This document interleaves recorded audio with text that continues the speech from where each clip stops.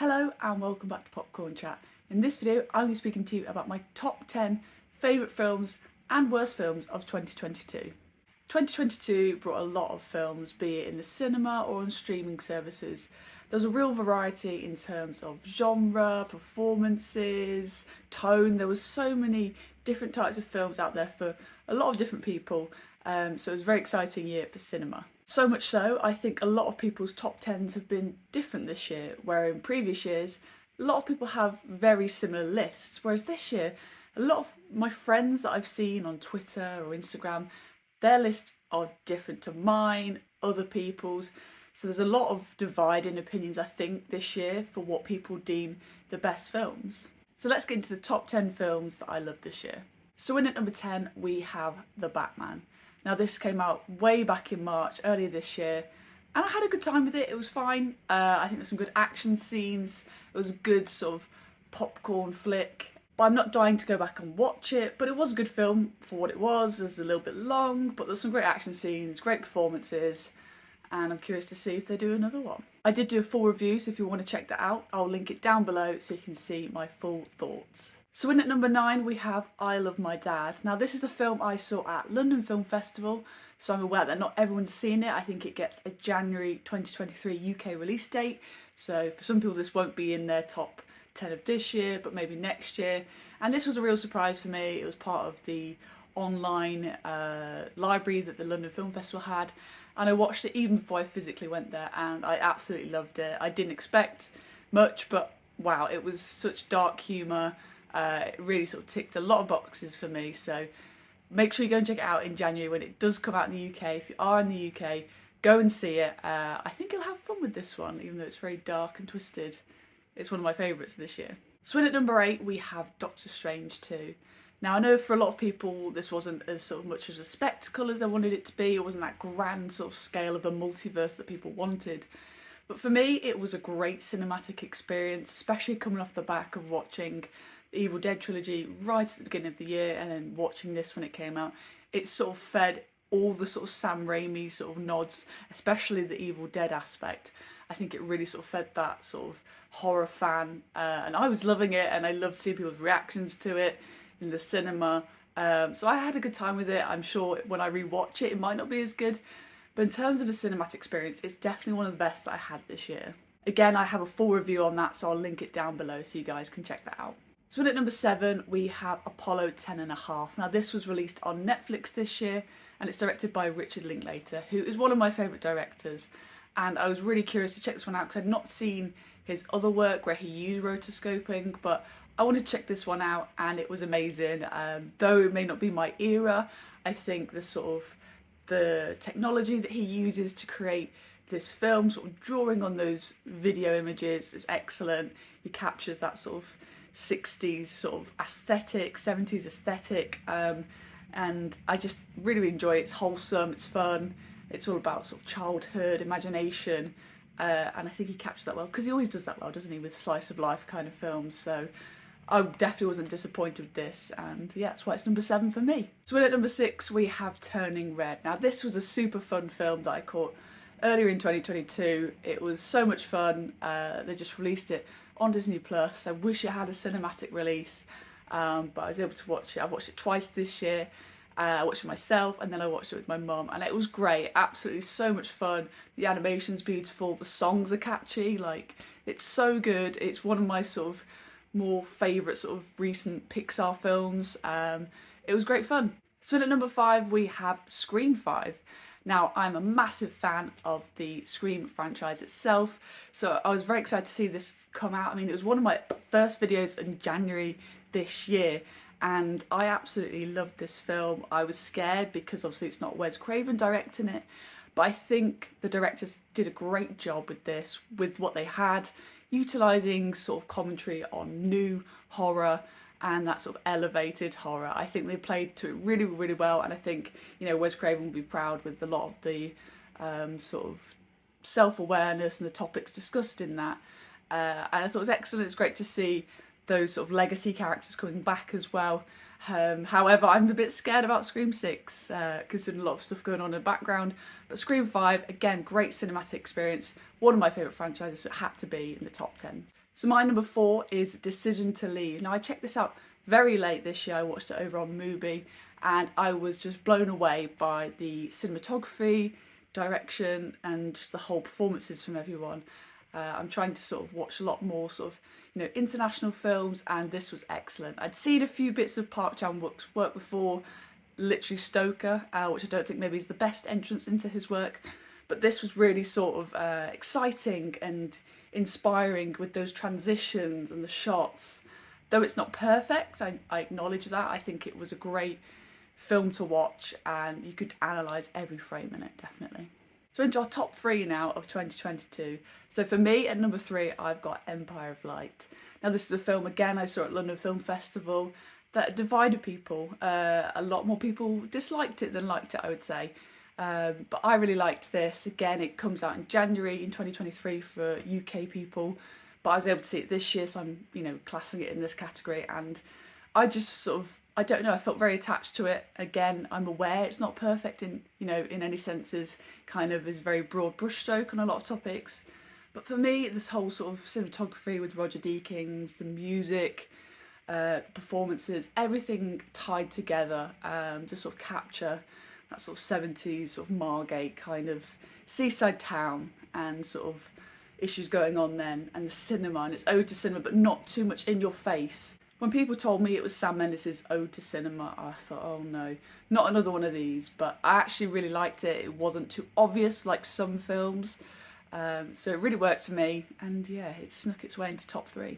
So my number 2 might surprise a lot of people, but it's Cha Cha Real Smooth. Now this is something I watched, again, quite early on in the year when I got a Apple TV trial and I watched Ted Lasso and then I watched Cha Cha Real Smooth.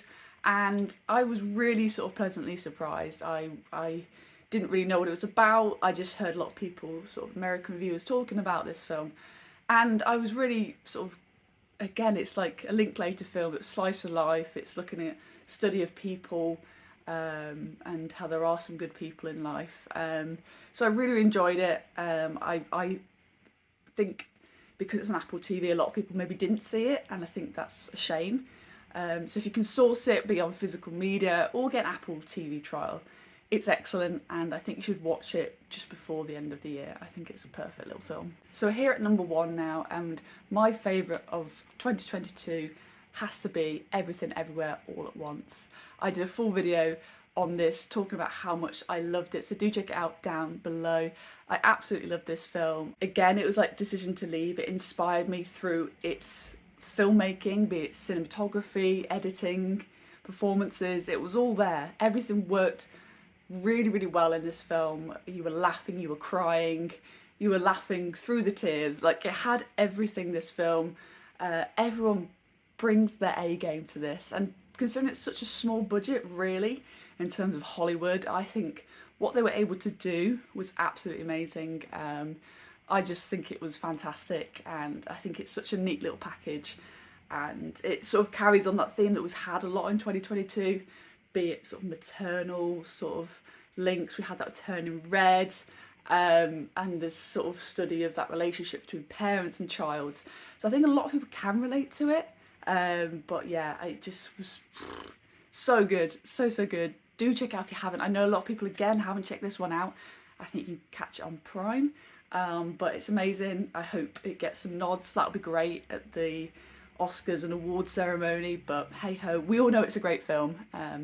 Yes, that's my number 1 of 2022. So I know I mentioned that there were some great films that came out in 2022 all over streaming platforms and in the cinema. However, there were a lot of bad films that came out this year. So let's get into my top 10 worst films of 2022.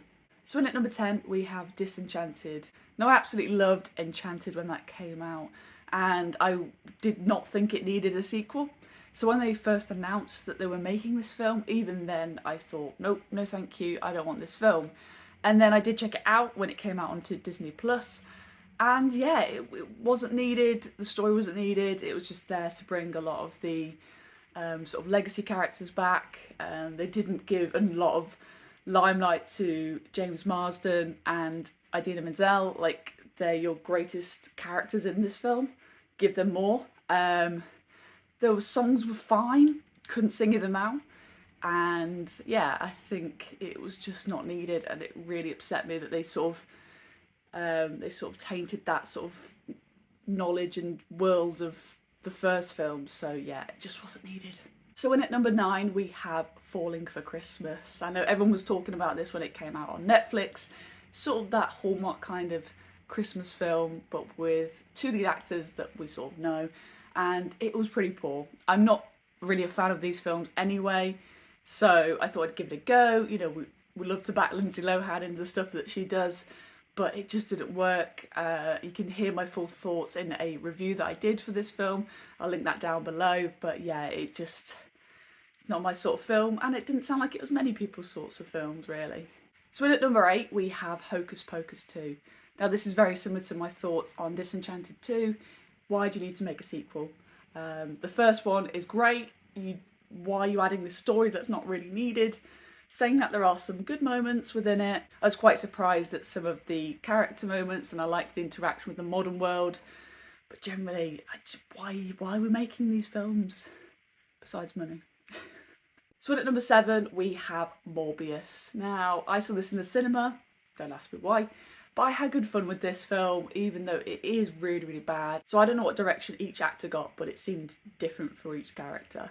It was fun at times, definitely. I loved Matt Smith's enthusiasm, though it didn't match everyone else's. So everyone was trying to deliver this film in a really dramatic and serious way, whereas Matt Smith was just having fun, dancing around, turning into a vampire every now and then. So there was definitely some fun elements with it. It's a good one to watch with friends, definitely.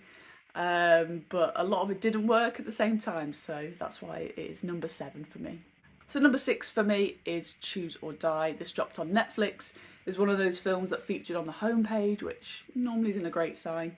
So I checked that out, and yeah, it wasn't great. Follows this sort of 80s video game that actually causes you to die in it, or make someone else die.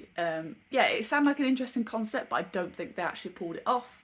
It felt quite a small film as well. It didn't feel really sort of the scale maybe it could have had. It didn't work for me in any way.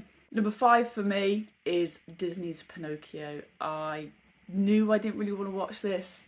I watched it just to see what everyone was talking about, and it was pretty bad. I'm not a fan of these Disney remakes, sort of creating a hybrid of humans and CGI. It didn't work. It was too similar to the original.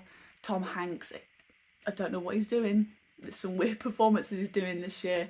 That didn't work at all for me either. So I was going to be biased, not being a fan of Disney remakes anyway. It's not great. So number 4 we have The Grey Man. Again, one of Netflix's sort of homepage feature films starring Ryan Gosling, directed by the Russo brothers. You know, we've all sort of seen Winter Soldier and what they did with Infinity War and Endgame, but this just didn't work. It didn't. The CGI sort of action scenes really sort of detached me from the film. Ryan Gosling wasn't his best in terms of performances. Chris Evans was in it? Yeah, Chris Evans was in it. So I don't even remember that until just now. It didn't really work for me. I'm not a massive fan of action films, but the ones I have seen, it didn't really sort of compare for me. It just felt like a generic Netflix action film. So into my top 3 worst films of 2022, and in at number 3 we have The Adam Project. Now this stars Ryan Reynolds and is directed by Sean Levy, and for me that combination, I knew I wasn't going to like this film. Thought I'd check it out, see what people were saying, and yeah, it just, again, it didn't really work for me. The humour that Ryan Reynolds brings to his roles, especially when he works with Sean Levy, it doesn't really work for me. It's not my kind of comedic sort of timing that I like. The action scenes were fine. It was a lot of it just shot in a spaceship. Didn't really see the scale of it all. Yeah, I didn't like The Adam Project. So at number 2 we have She Is Love. Now I saw this at the London Film Festival. I have a full review linked down below so you can go and check that out. And it was just a messy film. It felt really sort of chaotic in its nature, and it just didn't work. I'd never seen the director's work before, but I found afterwards that he improvises a lot of scene with his actors, and you can tell that, and it didn't work in that way. It's not one I'm gonna sort of rave about. I don't think it really worked for a lot of people. I don't think I'm alone in that. But again, I think that one has a 2023 UK release date, so again, it might be in people's lists next year, so you might hear more of it. Yeah, it was just a lot of things not working for me on that one. So in at number one for me, for the worst film of 2022, it was a film called Town Full of Ghosts, which I did a review over on my channel about, and it's just a sort of very much indie film, sort of B-movie type of film about a guy who buys a sort of disused ranch in America and sort of decides to vlog his sort of makeover experience with him and his wife and use drone footage and stuff. So the reason it's there is because it's a very sort of low budget film. It's not my sort of found footage horror. It didn't really work on that sort of scale, that sort of very sort of small budget kind of film. So sort of for every element, that's why it's the worst one for me. It didn't work as a whole, whereas some of them, you know, they have the production value and some decent performances in, but this, you know, being what it is, it's going to be the worst one I saw this year. So there you have it, guys. There's my 10 favourite films of 2022 and my 10 worst films of the year. There was lots of great films this year that could have been in the top 10. You know, I gave very similar scores to, but, you know, it just sort of came down to what would I watch again and sort of enjoyed the most. So other honourable mentions I'd like to say were See How They Run, The Northman, Triangle of Sadness, Fire Island, Banshees of Inisherin, Hustle, that was quite a good one, Sick of Myself, and Bones and All. I gave them all 3.5 out of 5, so it was very much what do I want to put in the top 10. But they're all pretty good films, so it was quite hard to don't, you know, be shouting like, oh, I can't believe you didn't put this in. Like, yeah, I saw them, they're great films, but you know, you've got to make a top 10 list at the end of the day, folks. So it's all very divisive and, you know, it's very sort of subjective, and that's what film's about. So everyone's lists are going to be different, and just, you know, respect people's opinions on that. But I hope you guys did enjoy this video as my sort of roundup of some of the best and worst of 2022 for myself. Hope you guys enjoyed it, and I'll see you guys next year for more popcorn chat.